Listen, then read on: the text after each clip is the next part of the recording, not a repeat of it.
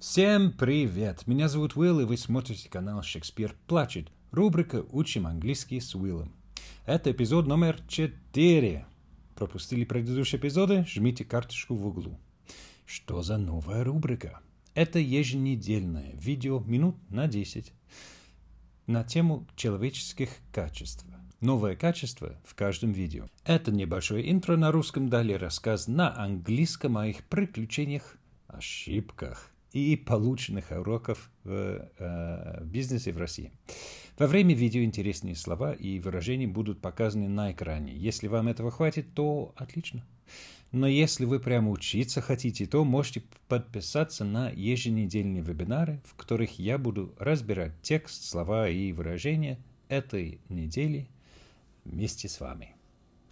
Получить доступ к вебинарам вы можете став спонсором проекта на сайте sponsor.ru за 2000 рублей в месяц. Да, получается всего 500 рублей за вебинар, поскольку их 4 в месяц. Ну что, поехали? Are you being honest? Were you honest with people in your dealings with them today? Or did you choose comfort over courage? 2 weeks of glorious holiday. The business in Russia running without me. My deputy on a trial period, but internally promoted, running things for me. Starting a new sales drive to take us into the autumn with renewed momentum. It's the entrepreneur's dream, and it looked like it had come true for me one time a few years ago. If it sounds too good to be true, it probably is. The first sign something was amiss came while I was away on holiday. I wasn't getting any updates. Just, the little ones to let me know it's all ticking along. When I asked for them, I got random information, incomplete, off topic. I chose to ignore it. I'll fix it when I get back. She's handled this all before. It'll be fine.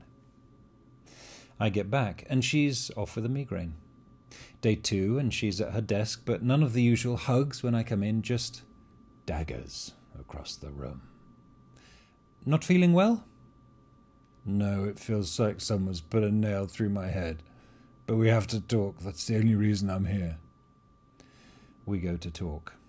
It's a mess of my babushka this and my family that and my health, the doctor said.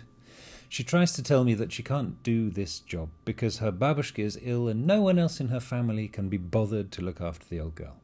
So she has to quit. But then she also blames not being able to do the job on her own health, on the stress. It's giving her migraines. She can't sleep. The doctor says she'll have a stroke by the time she's 60 if she doesn't change the way she lives. She just turned 30 on that weekend. All of this may be true. Indeed, I've heard about her grandma's health issues for at least a year now. And she's had plenty of migraines before, and I've tried to coach her through a more productive approach to stress, indeed, the only one that works long term. To learn, first, to accept what life throws at you, and then to learn to love it, and look for the possible advantages and benefits in it. If you struggle with that too, and frankly, who doesn't? There's a great book you can read, Ryan Holiday's The Obstacle is the Way. But change is hard, and she didn't learn to roll with life's punches. Instead, she came to me with a litany of excuses for quitting, which only means one thing. She wasn't being honest with me. There's only ever one reason. All the rest is justification. Except we don't use them as justifications. We use one of them instead as the reason. And when we get rumbled about that not being true, then we chuck in all the other reasons to make it look like there are lots of things wrong. But we still, for fear of upsetting people by speaking honestly, don't say the real reason. This is unfair. It's unfair on the speaker, as they're tricking themselves. It's unfair on the boss or employer because it doesn't tell them what's truly wrong. And it's especially unfair on the rest of the team because it doesn't give them the opportunity to find out what the problem is and to learn from it, to change something. If it's an endemic problem in the company, it doesn't get fixed. If it's a management problem, it won't change. If it's a problem with the individual, they'll live on with it, not growing from the experience.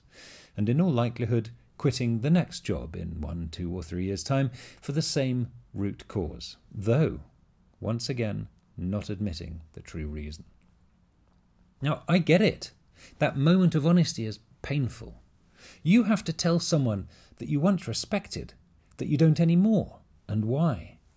Or you have to describe the bleak future that you've imagined for the organisation you work at, where once you had such hopes. Or you have to admit your own faults, shortcomings, failures, which perhaps so far you've managed to hide, mask away. It's a scary, hideous moment, and the temptation to hide or run from it is great. But it does none of the stakeholders any favours. Now is the time to be honest. You may not save your job, even if you want to, but you'll save your future and your colleagues and your former employers, because they'll know the truth and they'll be able to do something about it. Now, how's that for a superpower? Here are a few things to do and consider. When has someone at work given excuses rather than being honest? When have you done so? What was the impact of that on the relationship between the two parties? Ask yourself today, during your interactions with, bosses, colleagues, suppliers, clients even, am I being honest? If you're not, ask yourself why. Good luck. Если вы хотите получить полный текст этого рассказа, лучше понять, о чем речь в этом видео, найти применение новым для вас выражениям и лучше понять, как переводить это все на русский красиво, то присоединяйтесь к нашему вебинару по ссылке в описании. А так, ждите следующее видео о моих приключениях в бизнесе в России на следующей неделе. Всем спасибо, всем пока.